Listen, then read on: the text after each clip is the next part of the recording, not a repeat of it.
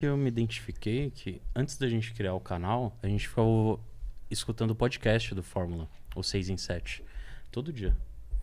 Todo dia ouvindo todo dia. podcast. No Falei, busão. mano, a gente tem que ir pro digital, tem que ir pro digital.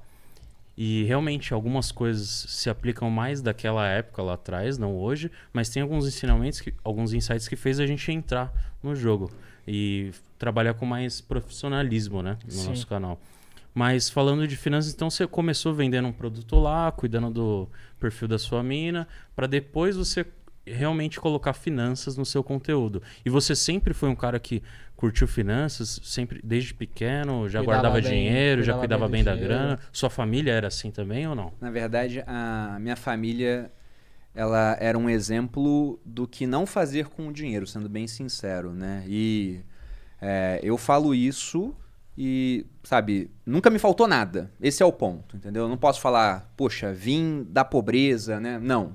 A gente era uma família de classe média onde nada faltava, mas também não sobrava. Porque os meus pais não eram bons em administrar dinheiro. Eles faziam dívidas, né? Eu lembro que em 90 e pouco, 90 e sei lá, 3, meus pais apareceram com um celular.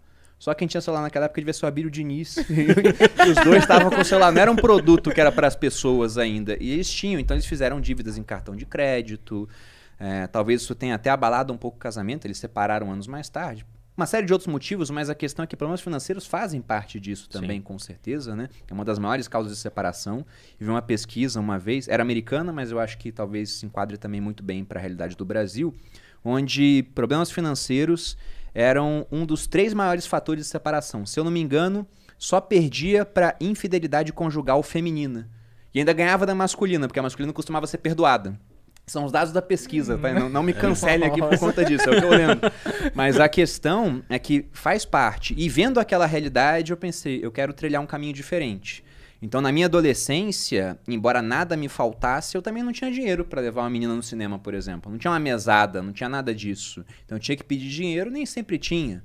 Até uma das decisões que me levou com 17 anos, querer sair de casa e ir pro exército, fazer o concurso, é porque lá eu ia ganhar um salário de R$ 400. Que na época, era 2006, o ano que eu entrei no exército, já era um dinheirinho. Hoje não seria quase nada, né? Mas com esse dinheiro eu fiz inclusive meu primeiro investimento, com R$ 100. Então, não foi um exemplo do que fazer em casa, foi mais um exemplo do que não fazer. Mas eu era ligado nessa parte de dinheiro, porque a minha avó, por exemplo, ela relembrou uma história de quando eu tinha, sei lá, uns 10 anos.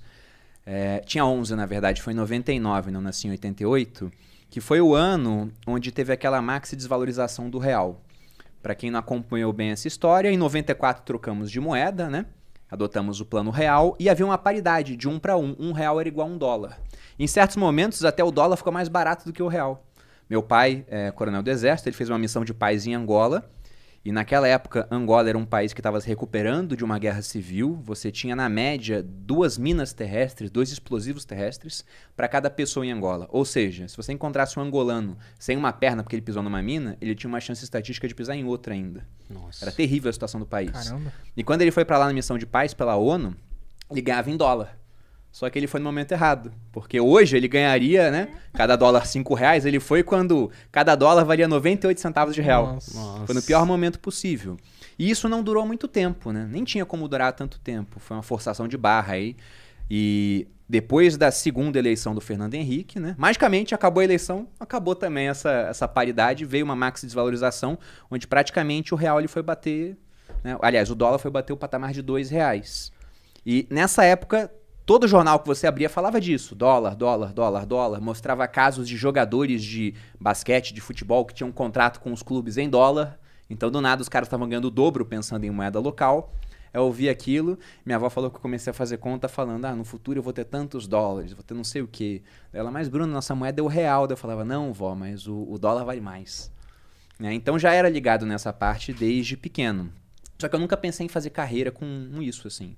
Essa paixão pelo mercado financeiro veio quando eu já estava dentro do exército e eu não cogitei sair do exército para fazer isso. Porque eu nem sabia o que eu iria fazer. Eu falei, o quê? Economia? Mas eu tinha amigos que faziam economia e o cara falava, pô, mas eu não tô aprendendo a investir em bolsa que nem você tá aprendendo aí sozinho. Então não fazia muito sentido, né? Mas é de longa data. Na verdade, tipo, é meio que uma aversão do que a sua família fazia. Foi um comportamento Mano, contrário. eu não vou querer ter dívida, não vou querer ficar duro e vou fazer meu dinheiro e guardar. Isso é legal porque, por exemplo, no meu caso também, meus pais nunca tiveram um bom controle financeiro. Sempre estourava cartão. Eu lembro uma época que minha mãe tinha 6 cartões, mano. Desnecessário, né? Pra quê, tá ligado? E eu sempre via isso, mano. Eu não vou ter É essa mais vida. corda pra se enforcar, né? É mais corda, é cartão, é cheque especial. Infelizmente, no Brasil é normal, né? Algo que não deveria ser. As pessoas acabam se acostumando a ter o saldo negativo, a não sobrar nada no fim do mês. Claro que tem gente que passa necessidade, que é complexo, mas tem gente que não deveria passar e passa. E fica muitos anos nessa linha de viver com o que tem, com pouco e patinando. E isso é uma coisa que eu odeio e eu falei pra mim, mano, desde moleque, eu vou ser rico, eu nunca vou passar por isso. É lógico que no começo, vários erros, né? Mas conforme o tempo foi melhorando. E isso é bem curioso, porque assim, até olhando, né, as ações ali da minha família, né, porque eu fui criado pela minha mãe e pela minha avó. Ao contrário de eu ver, por exemplo, que o Vinícius citou, né, a minha mãe tinha cartão de crédito, eu vi a minha avó fazendo muito empréstimo, né, então consignado, tudo mais, quando ela se aposentou. Eu lembro quando, né, fez uma reforma do banheiro lá em casa. Aí eu falei, vó, mas de onde que saiu esse dinheiro aí que você, né, tá sacando daqui e dali pra pagar pedreiro, comprar material? Não, eu fiz um empréstimo ali na Caixa, depois no BMG, Baratinho, né? Não, mas vai pagar quanto? Não, eu vou pagar, já vai descontar direto, né? Então isso é bem real, né? Quando a gente olha os nossos antepassados, assim, né? Entre aspas. Minha avó é a mesma coisa. Que você olha e fala, pô, mas mesmo tendo ali, vamos dizer assim, uma certa previsibilidade de dinheiro, né? No caso da minha avó, da aposentadoria, ainda assim pega o dinheiro e sai gastando como se não houvesse o amanhã, tá ligado? Infelizmente, boa parte dos brasileiros acabam passando por esse tipo de situação.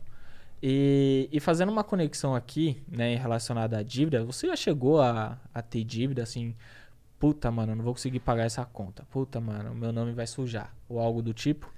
Olha, teve um momento onde eu cheguei a fazer um empréstimo consignado desses, quando eu era militar, porque eu tinha comprado um imóvel na planta, no Rio de Janeiro, pensando que ele iria se valorizar. Você morava no Rio? Morava no Rio nessa época, pensando que ele iria se valorizar. E, na verdade, o imóvel nunca foi entregue. Nossa. Porque a construtora era aquela época daquela bolha imobiliária, né? Brasil vai ter Copa do Mundo, vai ter Olimpíada no Rio, os preços dos imóveis no Rio bombando. Minha mãe era corretora imobiliária, ela chegou para mim e falou, tem uma oportunidade muito interessante para você. É um hotel que vai funcionar como se fosse um fundo imobiliário, né? Ela não sabia o que era um fundo imobiliário direito, mas ela não explicou. Eu falei, isso aí é um fundo imobiliário. Só que não era listado em bolsa. Aí ela falou, pô, o Rio vai ter Copa do Mundo, o hotel vai ficar pronto para a Copa, depois vai ter Olimpíada. Não tem erro. E teve erro. Porque a construtora ela faliu no meio do caminho. Nossa. Então depois teve que ter uma série de aportes para terminar o hotel, mas até hoje ele não está funcionando, por exemplo.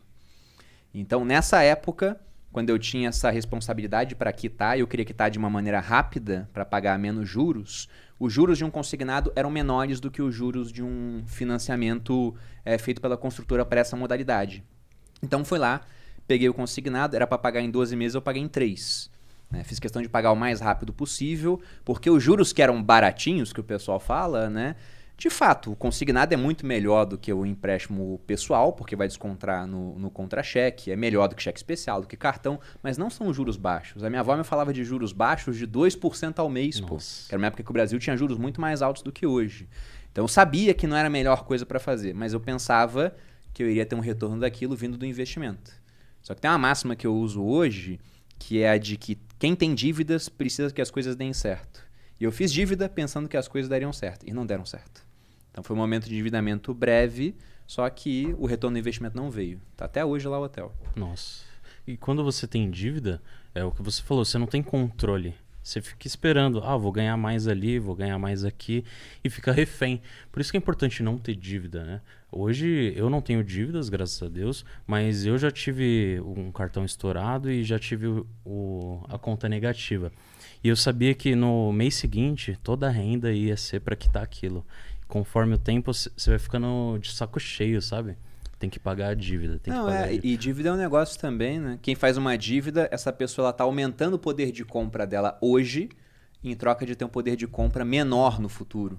É totalmente o contrário do investidor. O investidor ele ganha hoje um certo dinheiro, ele pega uma parte daquilo, poupa para investir, ou seja, ele está abrindo mão de poder de consumo hoje para ter mais no futuro. Esse cara vai se dar bem, né? O cara que faz a dívida vai acabar se dando mal, pô. Porque ele está aceitando ganhar menos lá na frente. Só que lá na frente, o eu do futuro dele vai ser um cara mais velho, que às vezes agora ele está solteiro, vai estar casado, vai estar com filho, vai estar com uma capacidade laborativa menor ao longo do tempo, né? Depois de um certo momento de auge assim, de parte física e mentalidade, você começa a declinar. Provavelmente vai precisar de mais dinheiro porque o custo de tudo vai estar mais alto, porque aqui no Brasil a gente tem uma inflação crescente. Então não é um bom negócio você fazer essa troca hoje. É pensar muito no imediato, abrindo mão do futuro. E infelizmente, como você falou, Vinícius, isso hoje é o normal, mas não deveria ser, né? A gente poderia falar que isso é o comum, mas não deveria ser o normal.